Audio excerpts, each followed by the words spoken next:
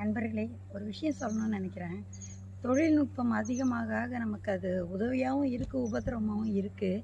இப்போ புதுசாக ஒரு செயலி ஏதோ அறிமுகப்படுத்தியிருக்காங்க. கதைகள் எல்லாத்தையும் வந்து படித்து காட்டுறாங்க யாரோ.